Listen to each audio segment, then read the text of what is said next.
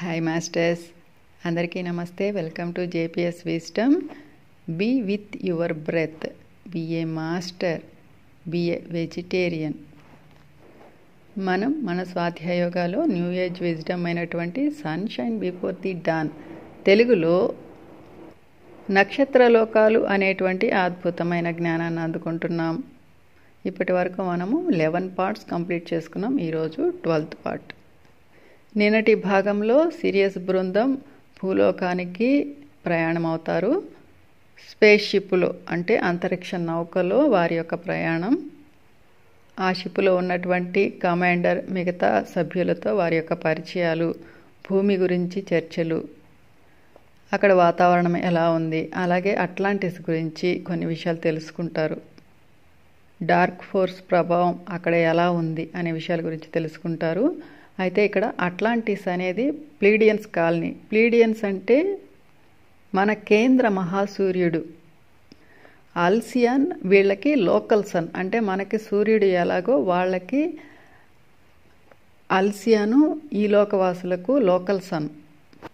వీరు అత్యంత ప్రేమమయ జీవులు. వీరు మనకంటే ఒక డైమెన్షన్ హైలో ఉంటారు, అంటే 4th డైమెన్షన్లో ఉంటారు. సిరియన్స్ లాగే వీళ్ళు కూడా ఈ భూమికి ఎంతో సహాయ సహకారాలు అందిస్తారు. ఎందుకంటే వీళ్ళు కూడా ఇతర లోకాలకు హయ్యర్ డైమెన్షన్స్కి ఎదగాలి అంటే భూమి మీదకు వచ్చే జన్మలు తీసుకోవాలి. అయితే వీళ్ళు డైరెక్ట్గా భూమి మీద కాలనీని ఏర్పాటు చేసుకుంటారు, అది అట్లాంటిస్. అయితే ఇక్కడ మనం తెలుసుకోవాల్సిన విషయం ఏంటంటే భూమి మీద మనిషి ఆవిర్భవించలేదు, మనిషి ఇక్కడికి రాబడ్డాడు. అంటే ఈ భూమిని కొంతమంది గ్రహవాసులు ఆక్రమించుకుంటారు. ఎందుకంటే వాళ్ళ గ్రహాల మీద జనాభా ఎక్కువ అవటం వల్ల, ఇంకొకటి ఏంటంటే వాళ్ళ టెక్నాలజీ, సైంటిఫిక్ నాలెడ్జీ పెరగటం వల్ల ఈ అణుబాంబులు అవన్నీ సృష్టించుకొని వాళ్ళ గ్రహాలని వాళ్ళే నాశనం చేసుకుంటారు ఈ డార్క్ ఫోర్స్ ప్రభావం వల్ల. అటువంటి వాళ్ళంతా వాళ్ళకి నివాసయోగ్యమైనటువంటి ఇతర గ్రహాలను వెతికే క్రమంలో భూమి వాళ్ళకి తారసపడుతుంది. అప్పుడు భూమి నవ యవ్వనంగా అద్భుతంగా ఉండేది. ఇతర లోకవాసులు, గ్రహవాసులు ఇక్కడికి విడిదికి వచ్చేవాళ్ళు, ఒక పిక్నిక్ స్పాట్ లాగా.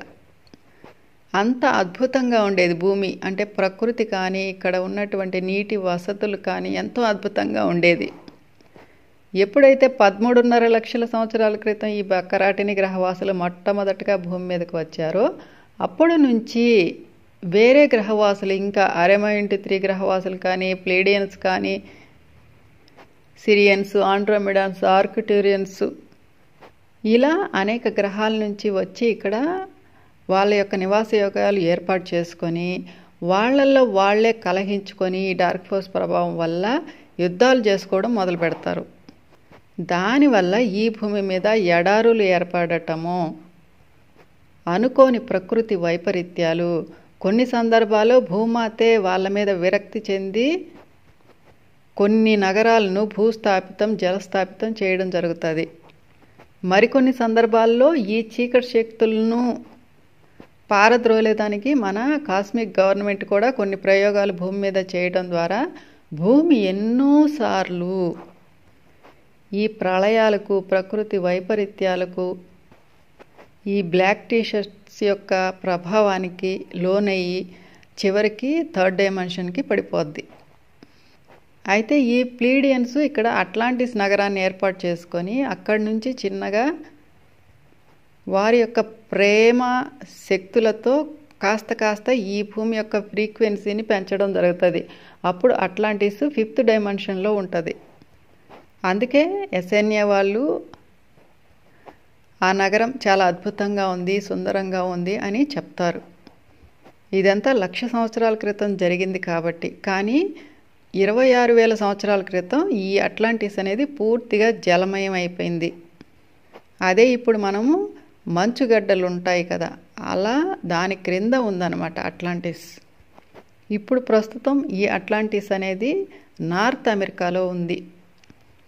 ఒకప్పుడు అద్భుతంగా 5th డైమెన్షన్లో వెలసిల్లిన ఈ నగరము ప్రస్తుతం జల దిగ్బంధంలో ఉంది కాబట్టి దీన్ని భూమిపైకి తీసుకువచ్చేందుకు ఎన్నో ఏర్పాట్లు జరుగుతున్నాయి. ఈ మెడిటేషన్స్ కూడా ఎక్కువ దానికోసమే జరుగుతున్నాయి మాస్టర్స్. ముఖ్యంగా అమెరికాలో ఉన్నవాళ్ళు. అలాగే ఎస్ఎన్యాకు కూడా ఈ నగరం చాలా అద్భుతంగా నచ్చుతుంది. అలాగే మోస్టీనియా లాగున్నటువంటి ఒక కాప్రిస్కియో ఆమెను మీట్ అవ్వడం, కొన్ని విషయాలు చెప్పడం జరుగుతుంది. ఈరోజు మనం 12th పార్ట్ ఆత్మల కలయిక గురించి తెలుసుకుందాం. సూర్యోదయం తర్వాత సిరియస్ బృందం అంతా ఎస్ఎన్యా అపార్ట్మెంట్లో సమావేశమయ్యారు. భూమి మీద పని ఎలా మొదలు పెట్టాలి అన్నది వాళ్ళ చర్చించసాగారు. అసిమియస్ మరో పని మీద వెళ్లాల్సి రావడంతో అతను ఈ చర్చల్లో పాల్గొనలేదు. వీళ్లకు ఉండల్దీవిలోని నగరాలను, పట్టణాలను చూపించడానికి 2 అట్లాంటియన్లను నియమించారు. దాంతో సిరియస్ బృందం వీళ్ళిద్దరి రాక కోసం ఎదురు చూస్తోంది. తలుపు చప్పుడవడంతో ఆసియా వెళ్లి తలుపు తీసింది. ఒక స్త్రీ, ఒక యువకుడు అట్లాంటియన్ కౌన్సిల్ యూనిఫామ్లో నిల్చొని ఉన్నారు. వారు లోపలికి వచ్చి తమ పేర్లు మాసియా మరి థియోనోస్ అని పరిచయం చేసుకున్నారు. సిరియస్ బృందం ఉండల్లో ఉన్న రోజుల్లో వీళ్ళిద్దరూ వాళ్ళకి తోడు ఉంటారు. మేము మీరు వెళ్ళవలసిన ప్రదేశాలు అన్నింటికి వెళ్ళడానికి అన్ని ఏర్పాట్లు చేశాం. మీరు వెళ్ళిన ప్రతి చోట మీరు సహాయం చేయడానికి అక్కడ వాళ్ళు ఉన్నారు. ఈరోజు తూర్పు దీవుల దగ్గర స్థిరపడిన వాళ్ళ దగ్గరికి తీసుకువెళతాము. మీరు వస్తున్నట్లు వారికి తెలుసు. ఎందుకు వస్తున్నారు అన్నది తెలుసు. రక్తం, DNA నమూనాలు, కణజాలం నమూనాలు ఇవ్వటానికి, మీ పరిశోధనలకు సహాయం చేయడానికి వాళ్ళు సిద్ధంగా ఉన్నారు అన్నారు. ఆ రోజంతా హడావిడిగా గడిచిపోయింది. జన్యు నిపుణురాలు ఆసియా అట్లాంటిస్ మీద కాలనీలు ఏర్పరచుకున్న వారిలో ఆ ముఖ్యమైన నాగరికతల మూలాలు గుర్తించింది. చాలామంది పూర్వీకులు ప్లీడియన్స్, సిరియన్స్ నుంచి మరి ఆర్కిటూరియన్ మూలాలు, స్థానిక భూలోకవాసులతో తక్కువ వివాహ సంబంధాలు ఏర్పడినట్లు గుర్తించారు. సిరియస్ బృందంలోని బోస్టో, కాస్పియర్ వారి జన్యు చట్రం చూసి వాళ్ళ భౌతిక రూపాల్లోని తేడాలను గుర్తించగలిగారు. పలుచని జుట్టు, నీలి కళ్ళు ప్లీడియన్ల లక్షణాలు, పొడవుగా, సన్నగా సిరియన్ లక్షణాలు, పెద్ద నుదురు, గుండ్రటి వాలినట్లు ఉన్న ఆర్కిటూరియన్ లక్షణాలు, వారి రక్త నమూనాలు, కణజాల నమూనాలు DNA పరీక్షా యంత్రాల ద్వారా పరీక్షించి వెంటనే ప్రతి వ్యక్తి యొక్క పూర్తి జన్యు చట్రం వివరాలు తెలుసుకోగలుగుతున్నారు. క్లాడిస్, సమారా, బోస్టో మరి కాస్పియర్ చాలా జాగ్రత్తగా ఆ వివరాలను విశ్లేషించి జన్యు చట్రాలలోని తేడాలను, వాటి అమరికలను నమోదు చేసుకున్నారు. వివిధ నక్షత్ర జాతుల నుంచి వచ్చి అట్లాంటిస్లో స్థిరపడుతున్న వారి జన్యు చట్రాల్లో తలెత్తుతున్న తేడాలను గుర్తించసాగారు. భూమి మీద అప్పటికే జన్మించిన వారి తల్లిదండ్రుల నక్షత్ర జాతుల వారైన పిల్లల్లోని DNA ఎక్కువగా భూమి శక్తులనే ప్రతిబింబిస్తోంది. దానితో సిరియస్ బృందానికి సందేహం కలిగింది. భూమి మీద పుట్టిన ఈ పిల్లలు వివిధ తలాల మధ్య ప్రయాణం చేయలేరు. వారి DNA నమూనాల్లోని తేడాలను బట్టి వారు ఈ నిర్ణయానికి వచ్చారు. ఇంకా ఎలోహిం కల్పించుకోవాలి అన్నాడు రాయ్. నక్షత్ర జాతుల నుంచి వచ్చిన వారు ప్రతి 22 సంవత్సరాలకు ఒకసారి వారి వారి స్వంత నక్షత్ర లోకాలకు వెళ్ళి తమ శరీరాలను మళ్ళీ ఒకసారి శక్తులతో నింపుకొని వారి కణాలను తిరిగి నవీకరించుకొని రావలసి ఉంటుంది. అప్పుడే భూ వాతావరణానికి తగినట్లు వారు తట్టుకుని నిలబడగలరు. ఇప్పుడు పుట్టిన ఈ పిల్లల్లో చాలా వరకు భూమికి కావలసిన శక్తులే ఉన్నాయి. మనం తయారు చేసిన క్రొత్త మానవ జన్యు సంకేతం వీళ్లల్లో అభివృద్ధి చెందజాలదు. కానీ వీళ్ళ పిల్లల్లో సరి అయిన సమయంలో ఇది అమరుతుంది. దాంతో అది భూమి మీద ప్రతి ఒక్కరికి వ్యాపిస్తుంది. ఇలా మాట్లాడుకుంటూ ఆ రోజంతా చాలా జాగ్రత్తగా పనిచేశారు. ఆ రాత్రి బాగా అలసిపోయిన వీళ్ళు త్వరగా నిద్రకు ఉపక్రమించారు. ఎస్ఎన్యా నిద్రపోలేదు. ఆమె కాప్రిసియో కోసం ఎదురు చూస్తోంది. అట్లాంటియన్లు దూరంలో ఉన్న వారితో సంభాషించడానికి ఓ పద్ధతి ఏర్పాటు చేసుకున్నారు. ఒక వ్యక్తి యొక్క శక్తిని ఒక రకమైన చిన్ని యంత్రాల్లో కాంతి సంతకాల రూపంలో నిల్వ చేసుకుంటారు. దాని ద్వారా సందేశాలు ఇవ్వటానికి పొందటానికి ఆ యంత్రాన్ని ఉపయోగించుకుంటారు. ఎస్సేన్యా తన మెసేజింగ్ యంత్రంలో క్యాప్రిసియో కాంతి సంతకాన్ని కోడ్ చేసుకోలేదు కాబట్టి అతనిని కాంటాక్ట్ చేయలేదు. తనపై తనకే కోపం వచ్చింది. ఆలస్యమవుతోంది, నిద్ర వస్తోంది. చాలాసేపటికి తలుపు మీద శబ్దమైంది. క్యాప్రిసియో వచ్చాడు. త్వరగా రాలేకపోయినందుకు చాలాసార్లు క్షమించమని అడిగాడు. పని మీద నగరానికి చాలా దూరం వెళ్లడంతో ఆలస్యమైందని చెప్పాడు. ఇతరుల నిద్రకు భంగం కలిగించకుండా అక్కడికి దగ్గరలోని చిన్న తోటలో కూర్చున్నారు. ఆ చీరు చీకట్లో తన ఎదురుగా కూర్చున్న ఆ వ్యక్తి ఆకారం మాత్రమే చూడగలుగుతోంది ఆమె. తెల్లని పెద్ద పూల పరిమళం అంతటా వ్యాపించి ఉంది. కొన్ని నిమిషాలు ఇద్దరూ తమ మామూలు పిచ్చాపాటి పనుల గురించి మాట్లాడుకున్నారు. ఎస్సేన్యా, నువ్వు అద్భుతమైన స్త్రీవి. ఇంతవరకు నీలాంటి స్త్రీని నేను ఎక్కడా చూడలేదు. మోస్టీనియా నీ లోటును చాలా అనుభవిస్తున్నాడు. మోస్టీనియా కూడా చాలా ఆసక్తిదాయకమైన వ్యక్తి. నేను భూమికి వెళుతున్నాను అని తెలియగానే నీ గురించి మాట్లాడాడు. త్వరగా మేము స్నేహితులం అయ్యాం. అతను నీకు ఇమ్మని నాకు లెటర్ ఇచ్చాడు. దీన్ని నీకు ఇచ్చి నేను వెంటనే వెళ్ళిపోతాను. ఎలాగో నువ్వు దాన్ని ఒక్కదానివి చదువుకుంటావు కదా అన్నాడు. అతని ఓవర్ కోట్ జేబులో నుంచి ఒక కవరు తీసి ఎస్సేన్యాకు ఇచ్చాడు. దానిని అందుకొని క్యాప్రిసియోకు ధన్యవాదాలు చెప్పింది ఎస్సేన్యా. తలుపు దాకా సాగనంపడానికి వచ్చిన ఎస్సేన్యా చేతి వెనక వైపు ముద్దాడాడు క్యాప్రిసియో. ఎస్సేన్యా చిరాకును అనుభవించింది. అసౌకర్యంగా అనిపించింది. అతన్ని పంపించి తలుపు వేసుకుంది. కవరు సీలు చేసి ఉంది కాబట్టి క్యాప్రిసియో చదివే అవకాశం లేదు. కవరు తెరిచింది ఎస్సేన్యా. క్రీమ్ కలర్ పేపర్స్ బయటపడ్డాయి. పేపర్ అనేది వాడలేదు. వ్రాయడానికి పనికి వచ్చే పదార్థం అని వాడారు. రెండిటి మీద రెండు వైపులా వ్రాసి ఉంది. నక్షత్ర జాతుల కామన్ భాష కాంతి భాషలో. రెండవ పేజీలో ఒక డ్రాయింగ్ కూడా ఉంది. మొదటి పేజీని చదివింది ఎస్సేన్యా.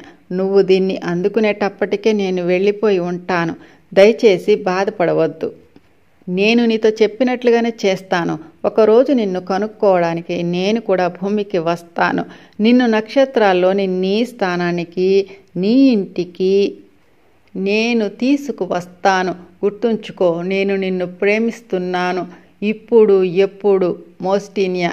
ఎస్సేన్యా గబగబా తన గదికి పరిగెత్తింది. ఈ వ్రాతతో మోస్టీనియా ఇది వరకటి వ్రాతను పోల్చి చూద్దామని రెంటిని చాలా జాగ్రత్తగా పరిశీలించింది. మోస్టీనియా ఇది వరకటి వ్రాతతో ఇప్పటి వ్రాత సరిపోయింది.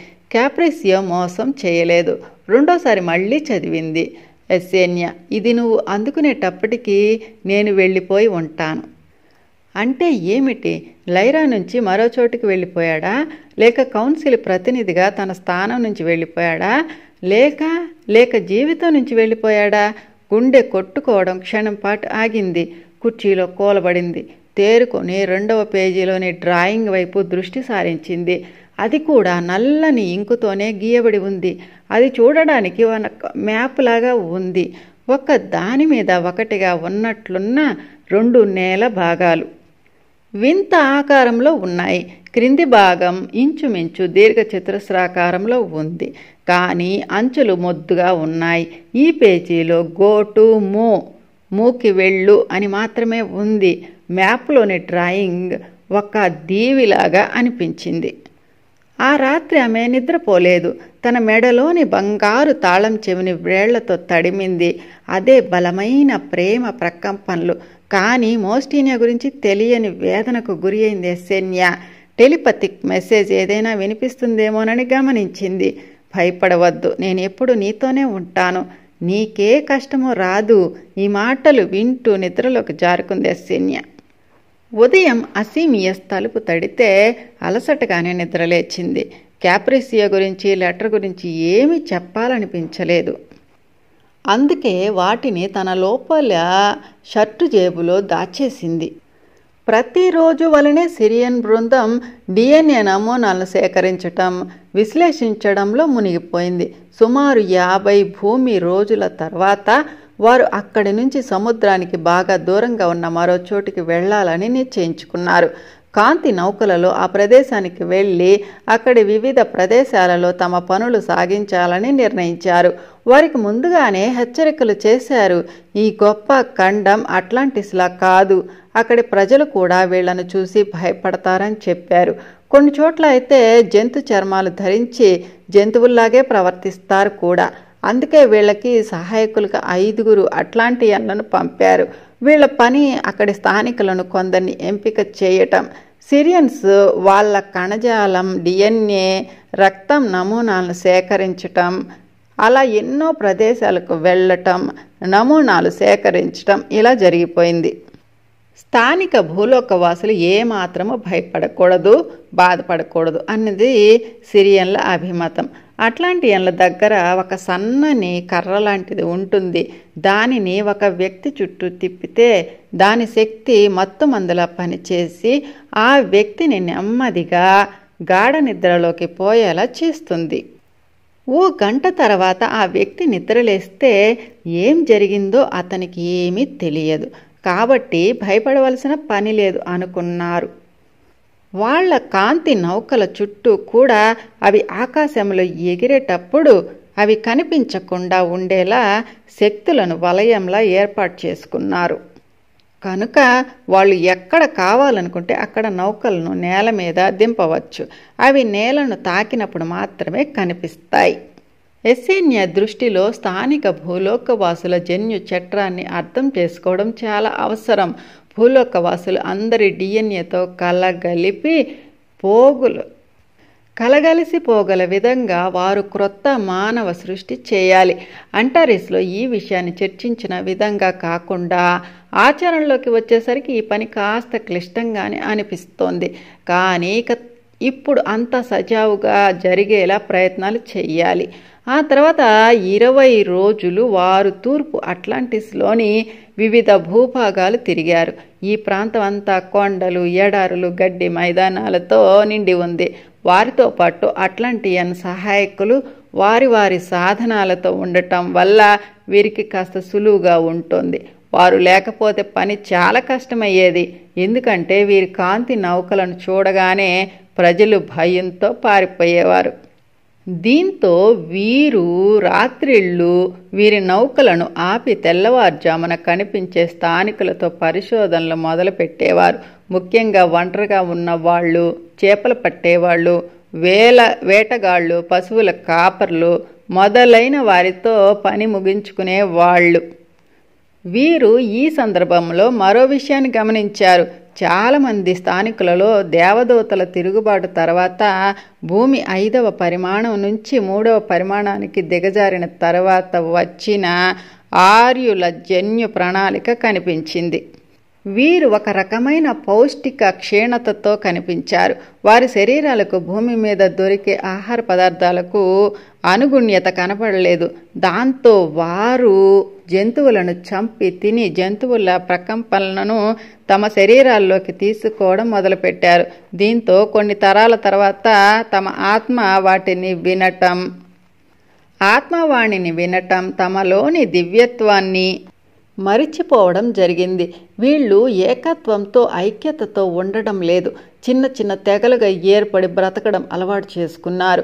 వారు ముఖ్యమైన శారీరక అవసరాలు తీర్చుకోవడం వరకే పరిమితమైపోయారు. ఇలా 3 నెలల పాటు సిరియస్ బృందం శ్రమపడింది. ఒకరోజు ఎస్సేన్య తమ బృందం సభ్యులకు కాస్త ఎడంగా ఓ చెట్టు క్రింద కూర్చొని ఉంది. నేల మీద ఆకులు సన్నగా ఉండి గుచ్చుకోవడంతో క్రింద ఒక దుప్పటి పరుచుకొని కూర్చుంది. ఇక త్వరలో ఈ పనులు ముగించుకొని అట్లాంటిస్కు వెళ్లాల్సి ఉంది. అక్కడ కాస్త విశ్రాంతి పొంది తర్వాత మరో ఖండం మూకి వెళ్ళాలి. మళ్ళీ మోస్టీనియా లెటర్లోని గోటు మూ అంటే మూకి వెళ్ళు అన్న మాట గుర్తొచ్చింది. వెంటనే లెటర్ బయటకు తీసి మరోమారు మోస్టీనియా గీసిన మ్యాప్ను చూసింది. ఈ స్థలం ఎక్కడ ఉందో కనుక్కోవాలి అనుకుంది. ఇంతలో ఆసియా వచ్చి పక్కన కూర్చుంది. ఎస్సేన్య, ఇక్కడ పని పూర్తయింది. మనం ఎన్నో వేల మంది కణజాలం నమూనాలను తీసుకొని DNAలను విశ్లేషించాము. ఇక మనం మూకి వెళ్ళాలి అంది. అవును ఆసియా, నువ్వు అద్భుతమైన పని చేశావు. ఇంక మనం సర్దుకొని అట్లాంటిస్కి వెళ్ళిపోవాలి. మన తర్వాత ప్రయాణం మొదలయ్యే వరకు కాస్త విశ్రాంతి తీసుకోవాలి. గబగబా మోస్టీనియా లెటర్ను తన బట్టల్లో దాచేసుకొని లేచి నుంచుని బట్టల కంటిన దుమ్ము దులుపుకొని అందర్నీ ఇక కాంతి నౌకలోకి రమ్మని పిలిచింది ఎస్సేన్యా. ఇంతలో కొందరు మనుషులు ఏదో మాట్లాడుకుంటూ వస్తున్న అలికిడి వినిపించి గబగబా నౌకలోకి ఎక్కేశారు. పైలట్ ఇంజిన్ ఆన్ చేశాడు. ఆ శబ్దాలు ఏమిటో నౌక దిగి చూడాలనుకున్నారు. బోస్టో మరి క్యాప్సియర్. కానీ పైలట్ వారించాడు. నౌక గాలిలోకి లేచింది. నౌక కిటికీల నుంచి బయటికి చూస్తున్న రాయ్ హఠాత్తుగా అరిచాడు, క్రిందికి చూడండి వాళ్లను అంటూ. రాయ్ చూపించిన వైపు చూసిన వాళ్ళకి క్రింద డజన్ల కొద్దీ మనుషులు, ఆడ మగ పిల్లలు అంతా గుంపుగా చేరి ఉన్నారు. వాళ్ళు బహుశా కాంతి నౌకను చూసి భయపడినట్లున్నారు అన్నాడు రాయ్. కాంతి నౌకలో కూర్చునే ఎస్సేన్యా విశ్రాంతి తీసుకుంది. వాళ్ల నాన్న గుర్తొచ్చాడు. అతడు వచ్చిన పని పూర్తయింది. ఇక సిరియస్కి తిరిగి వెళ్ళాలి. ఈసారి వీళ్ళు అట్లాంటిస్ చేరగానే ఏమీ స్వాగతాలు కేరింతలు లేవు. కియోర్లోని వీళ్ళ అపార్ట్మెంట్ దగ్గర అస్సీమియస్ వీళ్లకు స్వాగతించడానికి ఎదురు చూస్తున్నాడు. మీ అందరినీ చూడడం చాలా సంతోషంగా ఉంది. స్వాగతం స్వాగతం అంటూ అందరినీ కౌగిలించుకున్నాడు. ఆ రాత్రి అంతా ఒకే చోట నిశ్శబ్దంగా కూర్చున్నారు. ఇంత దూరం తమను తీసుకువచ్చి ఎంతో పనిని జరిపించి తిరిగి తమను క్షేమంగా ఇంటికి చేర్చినందుకు అందరూ భగవంతుడికి ధన్యవాదాలు తెలిపారు. తమ ప్రణాళికలోని ఓ ముఖ్యమైన ఘట్టం పూర్తి చేయగలిగినందుకు అందరికీ సంతోషంగా ఉంది. ఆ తర్వాత 8 రోజులు కియోర్లోనే విశ్రాంతి తీసుకున్నారు. సూర్యకాంతిలో తడుస్తూ వెచ్చని గాలిలో సేదదీరారు. 7వ రోజు చివర ఎస్సేన్యా ఒంటరిగా వారి అపార్ట్మెంట్ యొక్క గార్డెన్ రూమ్లో కూర్చొని కొలనులోని ఫౌంటైన్ కేసి చూస్తుంది. అది ఓ నిశ్శబ్దమైన మధ్యాహ్న వేళ. కీటక రొదలు, అడపాదడప వచ్చేపోయే మనుష్యుల సన్నపాటి మాటలు వినిపిస్తున్నాయి. ఈ రాత్రి అస్సీమియస్ నక్షత్ర నౌకలో తిరిగి సిరియస్కు వెళ్ళిపోవాలి. ఆమెకు మోస్టీనియా వ్రాసిన గో టు మూ అన్నదే గుర్తొస్తోంది. ఎలాగూ మూకి కూడా వెళ్లాల్సిందే. అక్కడి స్థానికుల జన్యు చట్రాన్ని కూడా అధ్యయనం చెయ్యాలి కదా. అయితే ఆ మ్యాపులో 2 దీవులలాగా ఉన్నాయి. అవి ఏమిటి? వాటి ప్రత్యేకత ఏమిటి? ఆ దీవులు ఎక్కడ ఉండేది? ఎలా తెలుసుకోవాలి? ఎస్సేన్యా మదిలో ప్రశ్నలెన్నో. హఠాత్తుగా ఒక ఆలోచన మెదిలింది. ఈ డ్రాయింగ్ను తమతో వచ్చిన అట్లాంటియన్ గైడ్ థియోనోస్కు చూపిస్తే, కానీ అందులోని మోస్టీనియా లెటర్ను చూపించడం ఆమెకి ఇష్టం లేదు. వెంటనే గబగబా తన రూమ్లోకి వెళ్ళి ఆ మ్యాప్ను మరో పేపర్ మీద ట్రేస్ చేసింది. వెంటనే కియోర్ వీధుల గుండా కొండల మీద గుడి దగ్గర ఉన్న థియోనోస్ ఇంటికి నడవసాగింది. థియోనోస్ ఇంటి దగ్గరే ఉండొచ్చు. అతని శక్తి సంకేతాన్ని అడగడం మర్చిపోయాను. లేకపోతే ముందుగా అతనితో మాట్లాడి ఉండేదాన్ని తనలో తాను అనుకుంటూ ఉంది ఎస్సేన్యా. అదృష్టవశాత్తు ఆమె వెళ్లేసరికి థియోనోస్ ఇంటి దగ్గరే ఉన్నాడు. తోటలో వాడిపోయిన పూలను మొక్కల నుంచి వేరు చేస్తున్నాడు. హాయ్ ఎస్సేన్యా అంటూ అరిచాడు. చేతుల్లో పనిని ఆపేసి స్వాగతించడానికి ముందుకు నడిచాడు. మీరంతా పని ముగించుకొని వచ్చారని తెలిసింది. నువ్వు ఇలా రావటం ఆనందంగా ఉంది. రా లోపలికి వెళ్ళి మాట్లాడుకుందాం అన్నాడు. ఆమెను ఓ గదిలోకి తీసుకువెళ్ళాడు. గులాబీ రంగు గోడలతో గది అంతటా మొక్కలతో ఉంది. గదిలో కాంతి, గాలి పుష్కలంగా ఉన్నాయి. థియోనోస్ ఒంటరిగా నివసిస్తున్నాడు. సిరియస్ నుంచి వచ్చిన తల్లిదండ్రుల 5 సంతానంలో ఇతనొకడు. పెళ్లి అయింది, కానీ చాలా సంవత్సరాల క్రితమే భార్య చనిపోయింది. ఎస్సేన్యాను చూసి మనస్ఫూర్తిగా ఆనందించాడు. ఒంటరిగా ఉండడంతో అప్పుడప్పుడు విసుగుపడుతుంటాడు. ఎస్సేన్యా గదిని ఒకసారి పూర్తిగా పరికించి చూసింది. గది నిండా కాంతి. పింక్ కలర్ గోడల మీద ఆకుపచ్చని మొక్కలు అమర్చి ఉన్నాయి. గోధుమ రంగు జుట్టు వంకీలు తిరిగి ఉన్న ఓ స్త్రీ ఫోటోలు ఉన్నాయి. భార్యను చాలా ప్రేమించి ఉండి ఆమె లేని లోటును అనుభవిస్తున్నట్లున్నాడు అనుకుంది ఎస్సేన్యా. లోపలి నుంచి థియోనోస్ ఓ ట్రేలో చక్కగా కట్ చేసిన కొన్ని పండ్లు, జ్యూసు తెచ్చాడు. ఈ గది నా భార్యకు ఎంతో ప్రియమైనది. ఆమె చనిపోయి 5 సంవత్సరాలు అవుతోంది. నిజంగా నేను ఆమె లేకపోవడం నాకు చాలా బాధాకరంగా ఉంది అన్నాడు. అవును, ప్రియమైన వాళ్లను కోల్పోవడం ఎంత బాధాకరమో నేను అర్థం చేసుకోగలను అంది శన్య. ఆమె తన బృందం గడచిన 3 నెలలు చేసిన ప్రయాణాలు, పనులు వివరించింది. ఎంతో ఉత్సాహంతో విన్న థియోనోస్ ఎసెన్యాలో మూ గురించి మరింత అవగాహన కలిగించాడు. మూని ప్లీజా కూతురు, అల్లుడు కనుగొన్నారు. అది ఎంతో ఉన్నత కాంతి ప్రకంపనలతో కూడి ఉంటుంది. అది నక్షత్ర జాతుల శక్తితో స్వల్పంగా ఉంటుంది. అట్లాంటిస్లోలా విభిన్న జాతుల సమ్మేళనం తక్కువ. నేను మీతో మూ గురించే మాట్లాడాలని వచ్చాను అంది ఎస్సేన్య. ఇంకా 6 రోజుల్లో మేము అక్కడికి వెళతాము. నాకు మూ గురించి ఎన్నో సందేహాలు ఉన్నాయి. మూ గురించి మీకు తెలిసిన విషయాలు, అనుభవాలు చెబితే వినాలని ఉంది అంది. ఓ సంతోషంగా అన్నాడు. నేను నా భార్య మొదటిసారి మూ వెళ్ళి అక్కడే స్థిరపడితే బాగుండునని కూడా అనుకున్నాము. మూ అంతా దీవులే ఉంటాయి, కానీ దక్షిణం వైపు సముద్రంతో ఉత్తరం వైపు పెద్ద భూభాగం ఉంటుంది. ఉండల్లో మాదిరే హరిత వనాలు ఉంటాయి. వివిధ రకాల పువ్వులు, మొక్కలు ఎంతో అందంగా ఉంటాయి. మూలో ఉండే భూమి అంతా మన కాళ్ల క్రింద ఉన్నట్లు అనిపిస్తుంది. అట్లాంటిస్లో లాగానే ఇసుక బీచ్లు, నేల, సముద్రం కలిసిపోయినట్లుగా ఉంటాయి. శక్తి చాలా ఎక్కువగా ఉండి భూమి మీద స్వర్గమా అనిపిస్తూ ఉంటుంది. పెద్ద పెద్ద నగరాలు లేవు, చిన్న చిన్న గ్రామాలే ఉంటాయి. ఇండ్లు కలిసికట్టుగా గుంపుగా ఉంటాయి. అక్కడి శక్తి చాలా చాలా ఎక్కువగా ఉంది. నువ్వు చాలా ఇష్టపడతావు ఎస్సేన్య. అక్కడి నుంచి రావాలని అనిపించదు అన్నాడు. థియోనోస్, నేను మీకు ఓ మ్యాప్ని చూపించాలనుకుంటున్నాను అంటూ తన షర్టులోంచి ఆ వ్రాతపతిని తీసింది ఎస్సేన్య. మూలోని భాగమైన 2 దీవులు అనుకుంటాను. మీరు దీనిని చూసి మూలో ఇలాంటి భూభాగాలను చూశారేమో చెప్తారా అంటూ మోస్టీనియా గీసి పంపితే తాను కాపీ తీసిన దాన్ని చూపించింది. థియోనోస్ దాన్ని ఎన్నో కోణాలతో పరిశీలించాడు. సారీ ఎస్సేన్య, ఎంతగా చూసినా మూలో ఇది ఓ భాగంగా అనిపించడం లేదు అన్నాడు. మూలో క్రిస్టలోర్ అనే టౌన్లో ఉన్న నా స్నేహితుని చిరునామా మీకు ఇస్తాను. అతని పేరు స్కార్పియో. అతను ఒక మేధావి. ఈ ప్రదేశాలు నిజంగా భాగాలే అయితే అతనికి తెలుస్తుంది.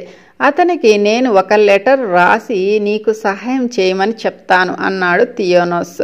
అతను ఆ గదిలో నుంచి మరో గదిలోకి వెళ్ళి కాసేపట్లో ఓ చిన్ని ప్యాకేజీతో వచ్చాడు. ఎస్సేన్య, దీన్ని సీలు చేయలేదు. నువ్వు ఎవరో నాకు ఎలా తెలుసో ఇందులో వ్రాసి నీకు సహాయం చేయమని వ్రాశాను. అతని కోసం నేను ఒక కానుక కూడా అందులో పెట్టాను. దీనిని తీసుకువెళ్ళి అతనికి ఇస్తే చాలా సంతోషిస్తాడు అన్నాడు. అలాగే, ధన్యవాదాలు థియోనోస్. ఇంక నేను వెళ్ళాలి. మా నాన్న అసీమియస్ ఈ రాత్రికే సిరియన్ వెళ్ళిపోతున్నాడు. నేను అతనికి వీడ్కోలు చెప్పాలి అంటూ అక్కడి నుంచి బయలుదేరింది. ఆ రాత్రి అట్లాంటిస్ ఉన్నతాధికారులు ప్లీజా అసీమియస్కు వీడ్కోలు చెప్పడానికి సమావేశమయ్యారు. ఎస్సేన్య వాళ్లతో కలిసి ట్రాన్స్పోర్టర్ నౌక దాకా వెళ్ళింది. ఆ నౌక భూమి ఆకర్షణ శక్తికి అవతల వేచి ఉన్న నక్షత్ర నౌక దగ్గరకు తీసుకువెళుతుంది. అందులోకి వెళ్లే ముందు కూతుర్ని ఆలింగనం చేసుకున్నాడు ఆయన. మూలో చాలా చిత్రాలు తీయడం మర్చిపోవద్దు. జాగ్రత్తగా ఉండు. మళ్ళీ మనం త్వరలో కలుసుకుందాం.